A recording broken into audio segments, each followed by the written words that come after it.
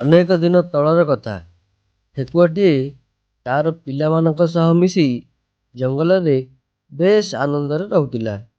ସମସ୍ତେ ଏକା ସାଙ୍ଗରେ ଖେଳାବୁଲା କରୁଥିଲେ ଏବଂ ଖାଦ୍ୟ ପାଇଁ ଏକା ସାଥିରେ ମଧ୍ୟ ଯାଉଥିଲେ।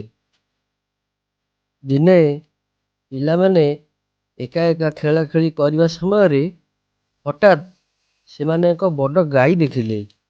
ଆଗରୁ କେବେ ହେଲେ ସେମାନେ ଏତେ ବଡ଼ ଗାଈ ଦେଖିନଥିଲେ। ତେଣୁ ସେମାନେ ଆଶ୍ଚର୍ଯ୍ୟ ହୋଇଗଲେ।